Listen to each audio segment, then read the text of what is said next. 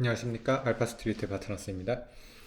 2023년 2월 22일 수요일 마감 시장 보겠습니다.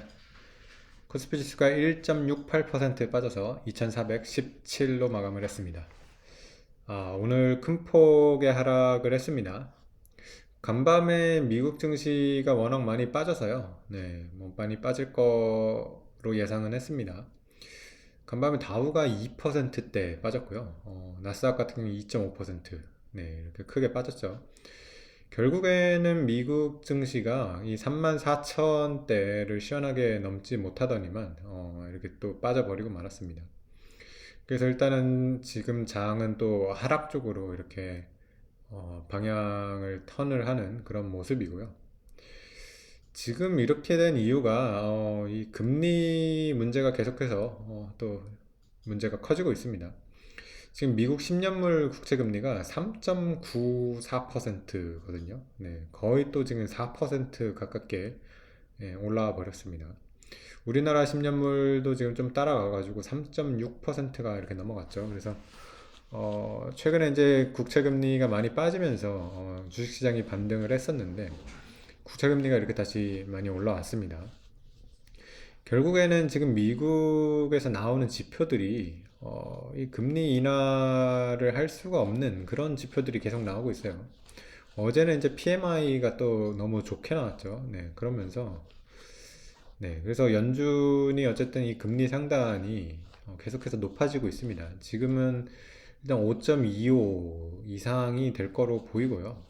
3월에 사실은 금리가 인상이 중단되기를 바랬는데 6월까지 인상을 할 수도 있을 것 같습니다. 그런 식으로 이제 금리 인상에 대한 부담이 계속해서 6월까지도 늘어질 것 같고요. 뭐 좀 심하게 보면 지금 뭐 금리 6% 이런 얘기도 나오니까요. 좀 겁이 나는 그런 상황이죠. 그러면서 어제 이제 PMI뿐만 아니라 사실 미국의 이제 실적 발표도 있었는데 월마트랑 홈디포가 실적을 발표했죠. 근데 실적 자체는 그렇게 뭐 컨센서스 정도 나오긴 했습니다. 뭐 그렇게 뭐 엄청 좋게 나온 것도 아니긴 하지만은 컨센서스를 어느 정도 맞추기는 했는데 결국에는 전망이 별로 안 좋았어요. 기업에서 이제 가이던스를 내놓는 게 워낙 안 좋게 이제 좀 전망을 하다 보니까 금리는 이렇게 높은데 경기 침체에 대한 우려는 또 이렇게 커지고 있는 그런 지금 안 좋은 상황이 계속되고 있습니다. 그래서 오늘 우리나라 뭐 코스피도 많이 하락을 했고요. 원달러 환율 같은 경우도 지금 다시 이렇게 올라와가지고 1305원에 지금 거래되고 있습니다.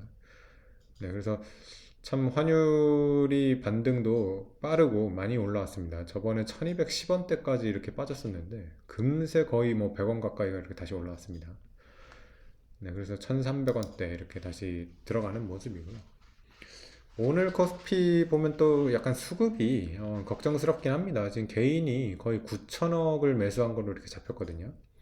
오늘 외국인이 2,500억 정도를 팔았고요. 기관이 거의 7천억 정도 이렇게 팔았는데, 그 물량을 뭐 개인이 이렇게 다 받아갔습니다.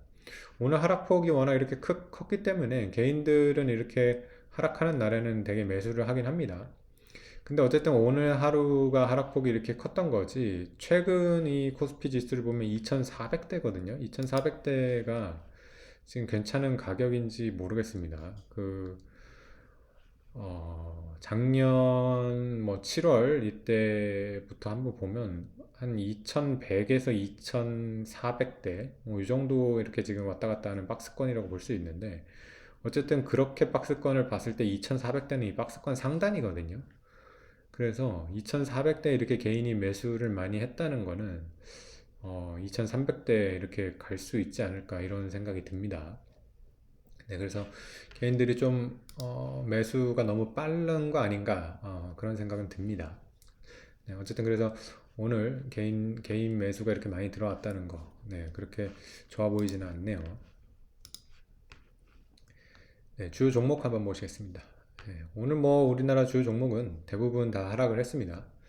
삼성전자가 1.6% 빠지면서 거의 지수 정도 이렇게 빠졌고요. 2차전지 쪽이 좀 더 하락폭이 컸네요. LG에너지솔루션이 2.3%, 삼성 SDI가 1.1%, LG화학이 3% 이렇게 빠졌습니다. 그리고 최근에 좀 많이 올라왔던 포스코홀딩스 오늘은 4%대 빠지면서 올라왔던 거를 좀 많이 반납을 하는 그런 모습이 나왔고요.